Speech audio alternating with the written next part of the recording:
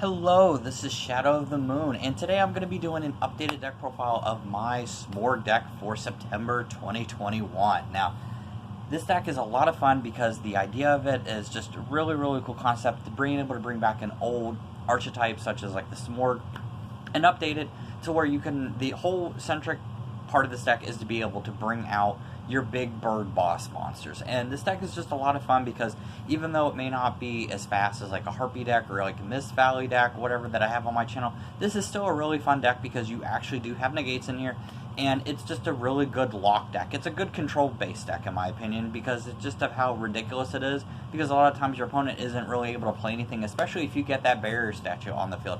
Alright, so without any further ado, let's go ahead and get started. Alright, so first 3 copies of the Big Bird Boss Monster of the deck. It's going to be Smorg, Lord of the Storm. Now, you can run 3 Danger Thunderbirds in here. I'm running 3 of these just because it's just my personal preference. And essentially, if your opponent cannot target this tribute summon card with Spell, Trap, or Effect, so they can't target him at all with anything.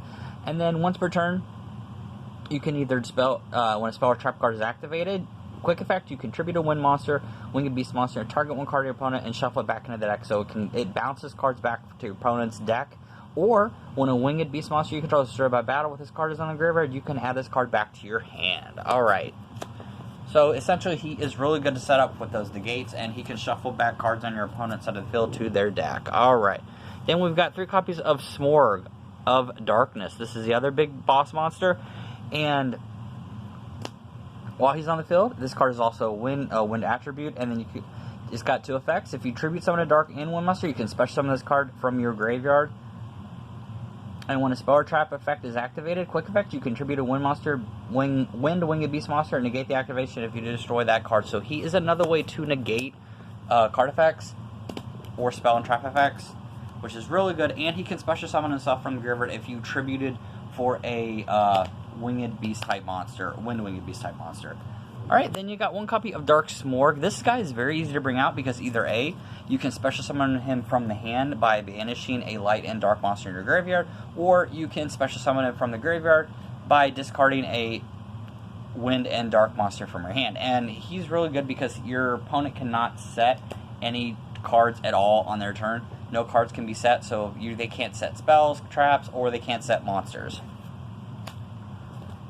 Alright, then I got 2 copies of Danger Thunderbird. This is essential really in this deck because it's a level 8, so it works with the trade-in ability, but also if they don't select this card, you can reveal it, and then you shuffle at random. They discard a card at random, and when they discard it, if they don't discard it, you can special summon this card from your hand. Alright, then just 1 copy of Smorg Bird Protection because he bounces back spells and traps to the hand, and I only try to run at least 1 in there. There's no real reason for you to run any more than the 1, but... And then 3 copies of Smorg Bird of Calamity. Now, the Bird of Calamity is really cool because when he's normal summoned, you can send a Smorg card from your deck to the graveyard, except him. And all of these cards, guys, for the effect is if you have no spell and traps, or your opponent has no spells and traps or whatever, you can special summon them from the graveyard, but then banish them when they leave the field, which is really good because the idea is for you to bring out him, or Bird of Beginning, or Bird of Bringing, or whatever, and then they can come back, or him, and then they can come back from the graveyard, special summon, especially if it's your first turn. So it's a really good way to kind of swarm the field, and this is really good because this adds a Smorg card from your deck to your hand. Alright, then we got 3 copies of Smorg Bird of... Oh, my bad. Smorg Bird of Bringing. When this card is normal summoned, you can add a Smorg card from your deck to your hand, except him, and he has the same exact effect as all the other Smorg cards, like Bird of Calamity, Bird of Beginning.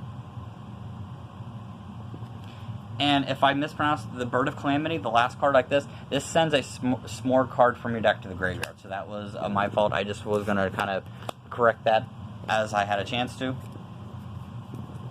Then we got 3 copies of Smorg Bird of Beginning. Now, Bird of Beginning is one of the best cards in this deck because you have it allows you an additional summon when you normal summon this card, and it can also come back just like all the other ones. So this is a really good way to, like, say you've got this one and you've got Albraz and you've got a level 8 Smorg monster, you can normal summon, so you can actually tribute that because Elbraz will lower the level of it, and then, or you can play Monarch Stormforth and tribute their monster to normal summon it. And then lastly, tech card, you've got a barrier staff to the store one for the negate. Now I'm going to show you something really cool in a second with the rest of it, so make sure you stay tuned for that. Alright, Elbraz, Sacred Land of the Smorg. This is the field spell. This is a really good card in my opinion, and it's a lot of people can easily overlook it. So it has two effects. All winged beast monsters will gain an additional 300 attack and defense, and then once per turn you can either A, reveal a level 5 or higher winged beast monster in your hand this turn, and you can normal summon winged beast monster with one as tribute, so which is why I was telling you about with the bird of beginning and then one of your bigger level birds. Or 2, you can control a winged beast monster. You can immediately after the effect resolve normal summon a winged beast monster. So he adds more fuel and allows you to be able to get out your level 8 Smorg monsters a little bit easier. And then with that, to be able to search for it, you've got 1 copy of Terraforming. And then we run 3 copies of Smorg Onslaught. Now this is a really fun card. Discard a winged beast monster to add 2 Smorg cards from your different attributes from your deck to your hand, which is really, really good because this adds not 1 but 2 different Smorg monsters from your deck to your hand. So you can add the big bird and then bird of beginning, bird of calamity, whatever, and it even adds pretty much every single Smorg monster in this deck can be added with this card, and it's just crazy, crazy good. Also, if this card is in your graveyard, you can reveal a winged beast monster in your hand, and if you do, reduce the levels of monsters in your hand with the name by 1 for the rest of the turn. So this is another really good way to lower the level of the monster. So it's easy to actually bring out these level 8 monsters very, very easily. Alright, then next we're going to be running 3 copies of the Monarch Stormfront. Now yes, I can run enemy controller, and a lot of people have mentioned that before. But essentially this is a quick play. So I kind of want to be able to play it, you know, I can play it, I can play it on my opponent's turn or whatever if I wanted to, but I mean, it doesn't really do anything. But I just personally prefer this just because I like the effect. But if you wanted to replace this with enemy controller, that is completely up to you. You totally can.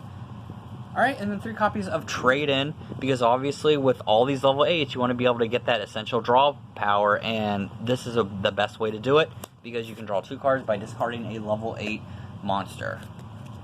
Alright, and then lastly, for the Spell and Trap Destruction, 1 Regeki and 1 Harpy's Feather Duster. These can be replaced with Lightning Storm if you have that. Alright. That's it for the spells, guys. Let's move on to the traps. So, Smorg Sky Battle. This is exactly what I was talking about. So, say you've got Bird of Sovereignty. If this is activated,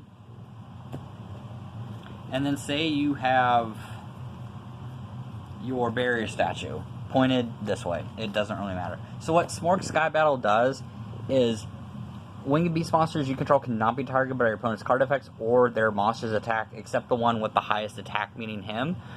So this is a good way to be able to protect your barrier statue, so where that way they cannot attack it, and they can't target it for anything, because they already can't target it with effects with Bird of Sovereignty, but they also will not be able to target it with Smorg Sky Battle, which is a really good tech card in here.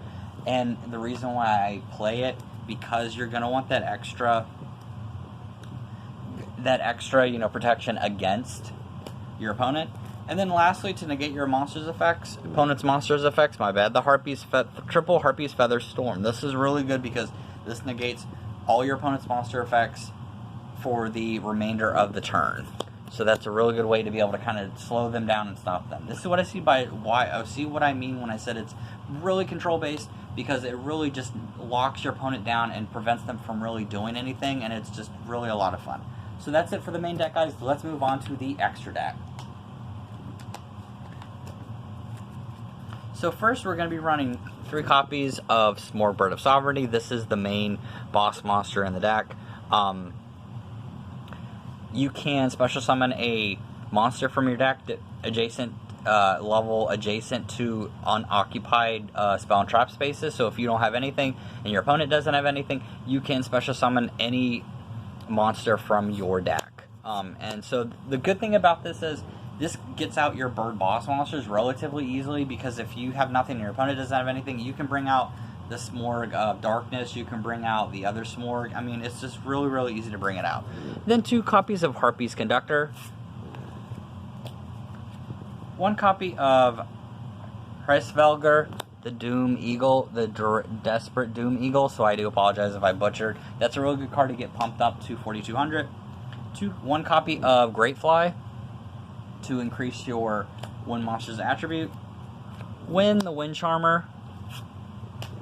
Salomon Great Almirage. This is a really good card. Almirage, this is a really good card, especially for your barrier statue, because it can prevent a monster being destroyed by battle. 1 Underclock Taker. And then Nightmare Phoenix and Unicorn to pop spells and traps and to bounce cards back to your opponent's deck. And then for the Exceed monsters, Galaxy Eyes Cypher Dragon. Hope Harbinger, the Draconic Galaxy. This is really good to negate spells and take control of your opponent's monsters. And lastly, for a nice little tech card, because I do run Bird of Beginning in here, Lyricalisk, Assembling Nightingale. This is a really good kind of fun tech card because your opponent cannot target this with effects or attacks. It's unaffected by anything as long as it has Exceed material on it, and it can attack your opponent. So it gives you a little more leeway in terms of doing a little bit more damage to your opponent. So if they're getting too low and you play this card and everything, it's a good way to kind of win the duel, so to speak, because they are not going to see this coming at all. Alright, so that's it for the deck profile. I hope you guys enjoyed it. This is just a lot of fun to play with. I love the Smorg, and I'm just really glad that they gave us this archetype and kind of like updated it.